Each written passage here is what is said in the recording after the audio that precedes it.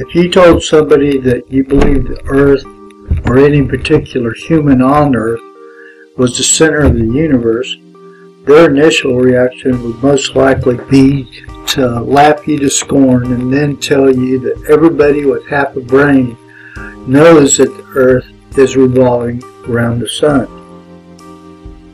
And if they are a little more educated, they might even include the supposedly incontrovertible fact that we are whirling around the center of our galaxy at an incredibly fast pace, and our galaxy is itself moving with great speed through space. This belief that the Earth and or humans have no special position or status within the universe is referred to as the Copernican principle and or the mediocrity principle. The Copernican principle is named after Copernican's heliocentrism and is the assumption that there is nothing very unusual or special about the Earth or humanity. That is to say, with the removal of the Earth from the center of the solar system with heliocentrism, some people have generalized this to mean that humans in general have no real meaning, purpose, or significance in this universe. In 1996, Michael Rowan Robinson, former president of the Royal Astronomical Society, emphasized the Copernican principle as the threshold for test for modern thought, asserting that it is evident that in the post-Copernican era of human history, no well-informed and rational person can imagine that Earth occupies a unique position in the universe. In 2014, neuroscientist Michael Graziano stated, "What is our relationship with the rest of the universe?" Copernicus answered that one. We're not at the center. We're a speck in a large space. In 1980, Carl Sagan, in a Cosmos episode, stated the principle of mediocrity as such. Who are we? We find that we live on an insignificant planet of a humdrum star lost in a galaxy tucked away in some forgotten corner of the universe in which there are far more galaxies than people. And in 2014, Tim Maudlin stated mediocrity principle more succinctly as such. No one looking at the vast extent of the universe and the completely random location of Homo sapiens within it, in both space and time, could seriously maintain that the whole thing was intentionally created for us. This realization began with Galileo and has only intensified ever since. And in 1995, Stephen Hawking went much further in denigrating humanity and bluntly stated, "The human race is just chemical scum on a moderate-sized planet orbiting a very average star in the outer suburb of one among 100 billion galaxies. We are so insignificant that I can't believe the whole universe exists for our benefit." And in 2002, John Gray, an English political philosopher, stated that human life has no more meaning than that of slime mold. And in a letter to Charles Lyell, Charles Darwin himself also made it very clear that he thought man was not really all that different from animals. Specifically, he held the mental powers of lower animals to have the same attributes in much lower stage of perfection than the lowest savage. Charles Darwin then went on to add that he would give absolutely nothing for the theory of natural selection if it required miraculous additions at any one stage of descent. And in 1998, the late Cornell University biologist William Provine made the following statement: "Let me summarize my views on what modern evolutionary biology tells us loud and clear, and these are basically Darwin's views. There are no gods, no purposes, and no goal-directed forces of any kind. There is no ultimate foundation for ethics, no ultimate meaning to life, and no free will for humans either." And in 1995, Richard Dawkins stated much the same thing when he stated, "The universe we observe has precisely the properties we should expect if there is, at bottom, no design, no purpose, no evil, and no good, nothing but blind, pitiless indifference."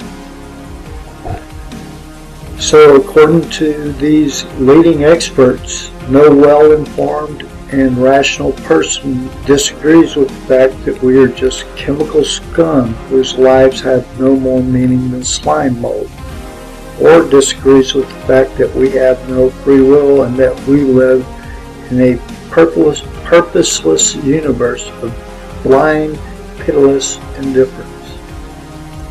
Well, for one, mark me down as unimpressed by these supposed experts. First off, as should be glaringly obvious by now, the atheist worldview is about as hopeless and depressing of a worldview as a person can possibly have. Dr. William Lane Craig states, "If there is no God, then it means that the life we have is without ultimate significance, value, and purpose. If God does not exist, then life is futile. If the God of the Bible does exist, though, then life is meaningful.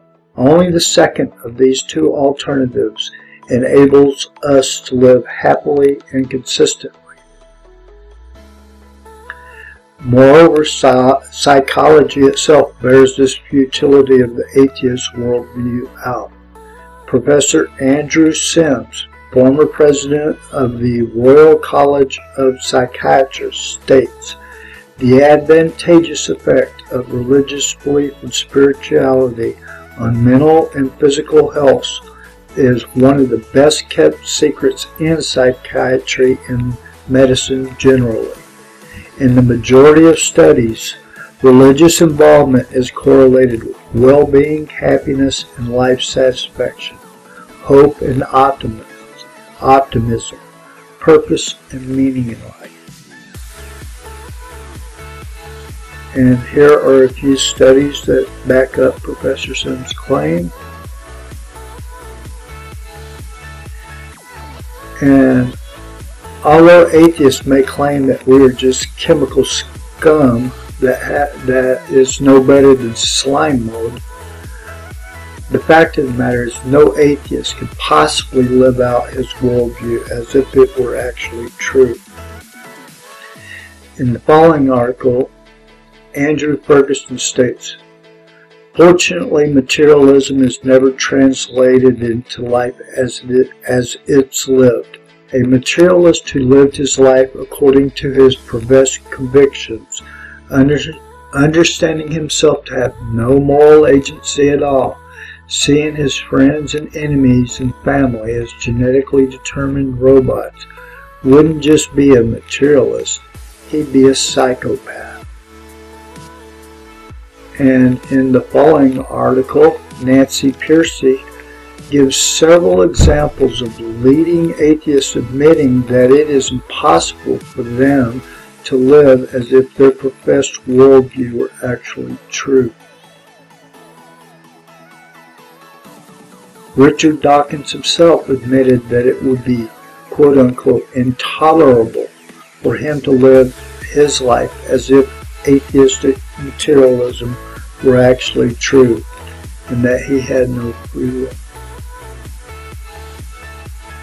And what should be needless to say, If it is impossible for you to live as if your worldview were actually true, then your worldview cannot possibly reflect reality as it really is, but your worldview must instead be based on a delusion.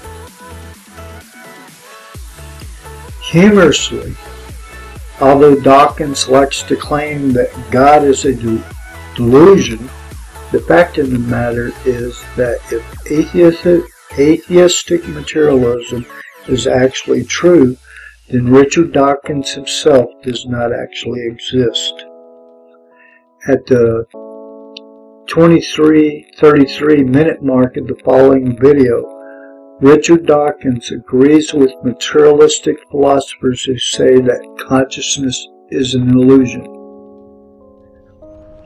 And just in case you thought Dawkins was just having a bad day and that he really didn't mean what he said, here are several more quotes from leading atheists claiming that they don't really exist as real people.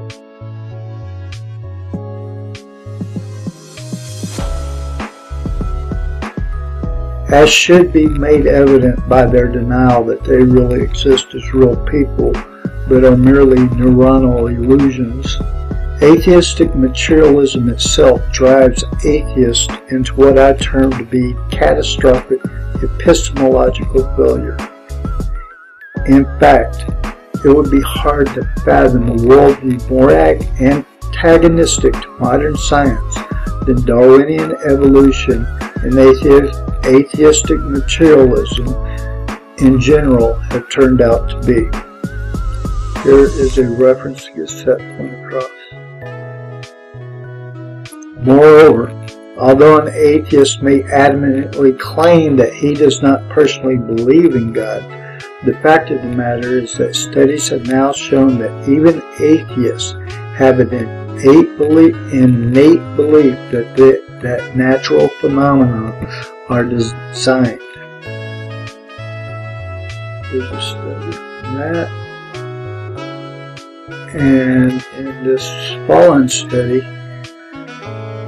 it states, despite years of scientific training, even professional chemists, geologists, and physicists from major universities such as Harvard, MIT, and Yale cannot escape the deep-seated belief that natural phenomena exist for a purpose. And the following videos reveal that atheists have to actually work, mentally suppressing their innate belief that God exists. In other words, it is not that atheists do not see purpose in nature, it is that atheists, for whatever severely misguided reason, live in denial of the purpose that they themselves see in nature. I consider the preceding studies to be confirming evidence for the claims that are made in Romans 1:18 through 23. But now let's go back to the Copernican principle itself and the supposed scientific evidence that atheists say supports their belief that humans have no intrinsic worth, value, meaning, or purpose in this universe. A Christian whom I greatly respect and who holds a PhD in molecular biology stated the following: "Is it not obvious that Christians were right to alter their interpretation of biblical verses suggesting geocentrism?" The answer, of course, is yes. But actually, contrary to what is popularly believed, apparently among educated Christians, the answer, due to recent advances in science, is not obviously yes. Here are the specific verses and questions that he cited. The banishment of these verses to poetic Netherland has been, much like Mark Twain's death, greatly exaggerated. Contrary to what is believed by the vast majority of people today, apparently by both Christians and atheists alike, recent advances in science have restored the Earth and humanity to a special, even a central position within the universe. First off, in the four-dimensional space-time of Einstein's general relativity, we find that each three-dimensional point in the universe is central to the expansion of the universe. And since any three-dimensional point can be considered central in the four-dimensional space-time of general relativity, then it is now left completely open to whomever is making a model of the universe to decide for themselves what is to be considered central in the universe. Einstein himself stated the two sentences, "The sun is at rest and the earth moves," or "the sun moves and the earth is at rest," would simply mean two different conventions concerning two different coordinate systems. And Fred Hoyle and George Ellis had their considerable weight here in these following two quotes. As Einstein himself notes, there simply is no test that can be performed that can prove the Earth is moving.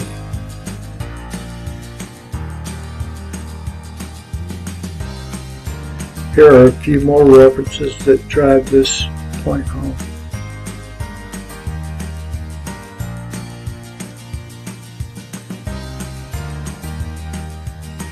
Even Stephen Hawking himself, who I remind claimed that we are just chemical scum on an insignificant planet, stated, "It is not true that Copernicus proved Ptolemy wrong.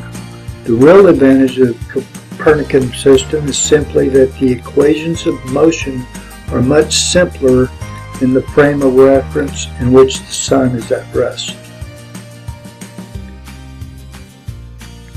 Even individual people can be considered to be central in the universe, according to the four-dimensional space-time of general relativity, as this article makes clear.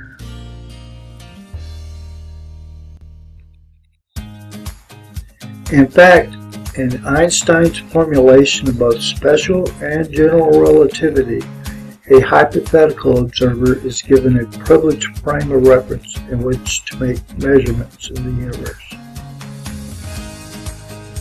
And whereas, on the other hand, in quantum mechanics, it is the measurement itself that ends up giving each observer a privileged frame of reference in the universe. In fact, in quantum mechanics, humans are brought into the laws of physics at the most fundamental level, instead of humans being the result of the laws of physics, as Darwinists had falsely imagined us to be. Richard Conn Henry, who is professor of physics at Johns Hopkins University, states, "It is more than 80 years since the discovery of quantum mechanics gave us the most fundamental insight ever into our nature, the overturning of the Copernican revolution and the restoration of human beings to centrality in the universe. Since seeing is believing, in the following video, one can actually see the overall centrality of the Earth and the universe in its relation to the cosmic microwave background."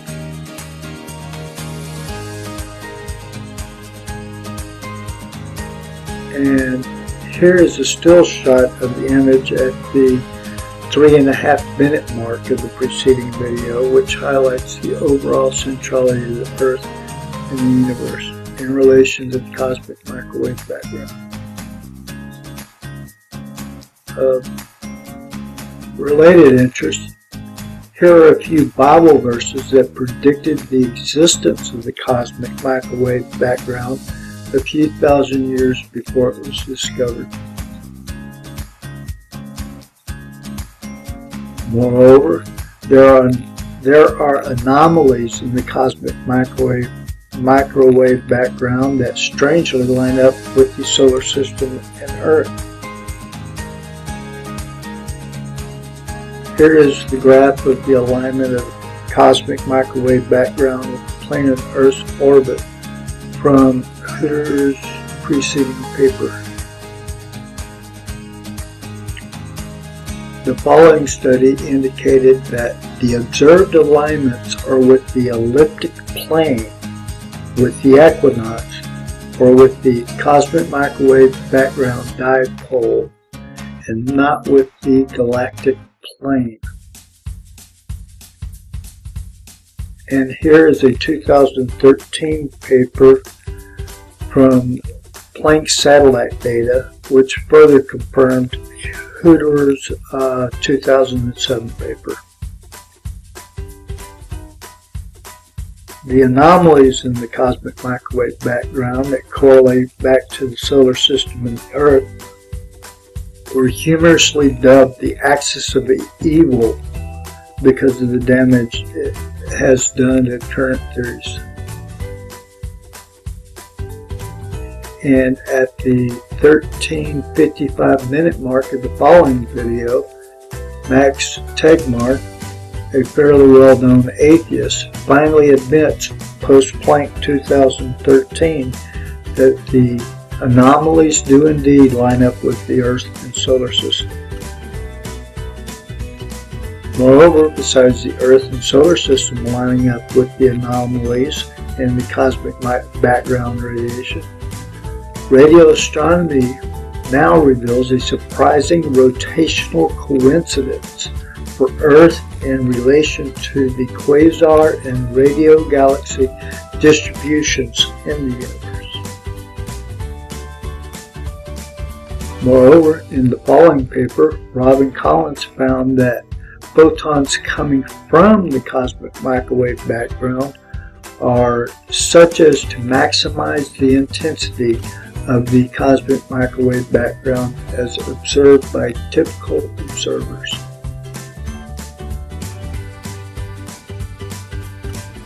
And in relation to photons from the cosmic microwave background being such as to maximize the intensity of the cosmic microwave background as observed by the typical observers. In the Privileged Planet video and book, we find that the very conditions that make Earth hospitable to intelligent life also make it well suited to viewing and analyzing the universe as a whole. Of related note, in 2016 it was shown that humans can detect a single photon of light. Moreover, in the following video, astrophysicist Dr. Hugh Ross reveals that we live at the right time in cosmic history to see the cosmic background radiation. Or as he put it in the video, we live at the right time to see God creating the universe. As well, in relation to living at the right time in cosmic history to see God creating the universe, in the following article, Dr. Hugh Ross, via Brandon Carter and his Anthropic Inequality, reveals that we also just so happen to live in the narrow window of what he has termed to be the human habitability time. And here are a video and article that further back up this claim. Moreover, although theists consider the vastness of the universe to be a reflection of God's glory, atheists, on the other hand, as was made evident in the quotes I cited at the beginning of the video, considered the vastness of the universe to be an argument against God. Yet, contrary to what they believe, the universe must be as vast as it is in order for it to be able to support life in the first place. In the following article, Dr. Hugh Ross has used the illustration of adding or subtracting a single dime's worth of mass during the Big Bang would have been enough to change the mass density of the universe to make life impossible. Actually, Dr. Ross was too conservative. In 1 in 10 to the 60th for the fine-tuning of the mass density of the universe turns out to be equal to just 1 grain of sand instead of being equal to 1/10 of a dime. Moreover, although atheists assume that planets that are able to support intelligent life are fairly common in the universe, the fact of the matter is that the probability of finding another planet that is able to support life in this universe is virtually impossible. These following videos and articles drive this point home. Dr. Hugh Ross and his team have now drastically refined this probability to a staggering probability of only 1 in 10 to the 1054. In further establishing our centrality in this vast universe, in the following video, physicist Neil Turok states that we live in the middle, or at the geometric mean, between the largest scale in physics and the smallest scale in physics. Here is a picture that gets his point across very clearly. And in the following interactive graphs, it is also interesting to the topic of geometric centrality in the universe. As you can see, the preceding interactive graph pegs the geometric mean at 10 to the -4 meters, which just so happens to correspond to the limits of human vision as well as to the size of a human egg. This is very interesting, for as far as I can tell, the limits of human vision as well as the size of the human egg could have, theoretically, been at very different positions than directly in the geometric mean. Here is a video that further gets our geometric centrality in the universe point across. Moreover, in 2013, Michael Denton wrote a paper detailing the fact that chemistry itself is of maximum benefit for warm-blooded, air-breathing organisms such as ourselves. In 2015, a video was made which highlighted Michael Denton's preceding paper. And again in 2016, Michael Denton's work was further highlighted in another video which was entitled Firemaker. And although the purported evidence for human evolution is far weaker and illusory than most people realize, as these following papers briefly highlight,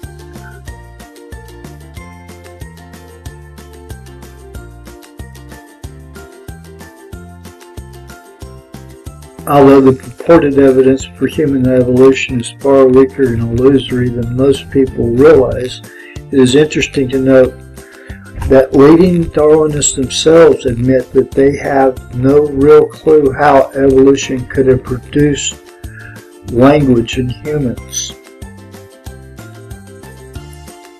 Tom Wolfe was so taken aback by this confession by leading Darwinists that he wrote a book entitled Kingdom of Speech on the subject. The following quote provides an overview of Tom Wolfe's main argument in his book.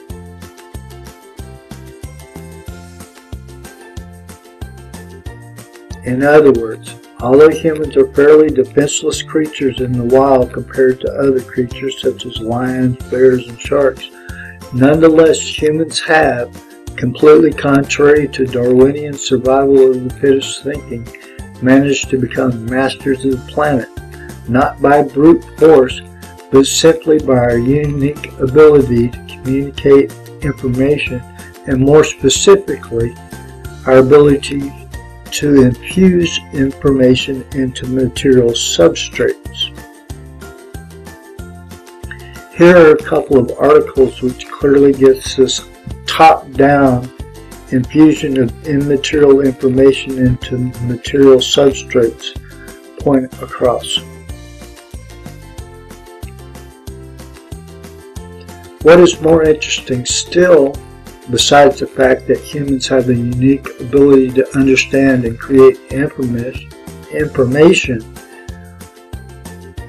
and have become masters of the planet through our ability to fuse information into material substrates, is the fact that due to advances in science, both the universe and life itself are now found to be information theoretic in their foundational basis.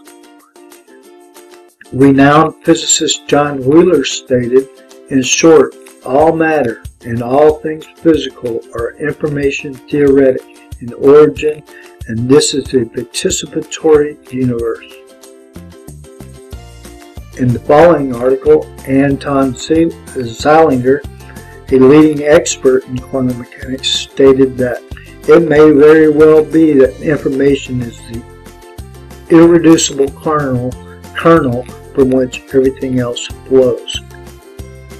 And in the following video, Anton Zeilinger again states, it is operationally impossible to separate reality and information. And he goes on to note the theological significance of John 1:1. In the beginning was the Word. And Professor Vidral of the University of Oxford, and who is also a recognized leader in the field of quantum mechanics, states the most fundamental definition of reality is not matter or energy, but information. Moreover, besides being foundational to physical reality, information, as intelligent advocates have been pointing out to Darwinists for years, is also foundational to biological life. Here are a few references that get that point across. And here are a few more references to help drive this point home.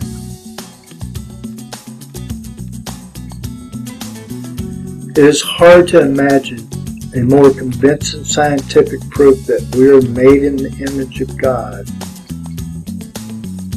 than finding both the universe and life itself to be information theoretic in their foundational basis, and that we, of all creatures on earth, uniquely possess an ability to understand and create information, and moreover, that we have come to master the planet precisely because of our unique ability to infuse information into material substrates.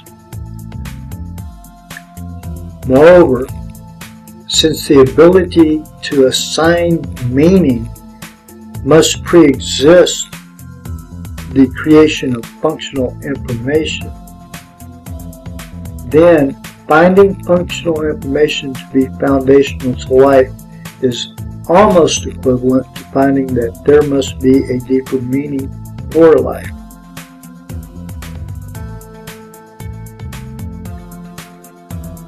Perhaps a more convincing evidence that we are made in the image of God and that our lives have meaning and purpose could be if God himself became a man, defeated death on the cross, and then rose from the dead to prove that he was indeed God.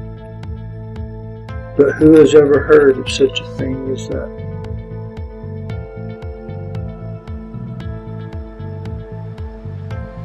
Thus, in conclusion, far from what atheists profess to believe, that they are basically just chemical scum whose lives have no more meaning than slime mold, the fact of the matter is that multiple lines of evidence from modern science itself attest to the fact that each of us have far more significance and meaning in this universe and for our lives than what they have presupposed. Well, that's the end of the video. Thank you very much for watching. And once again, all papers and videos that I've referenced in the video may be accessed in the link provided in the video description.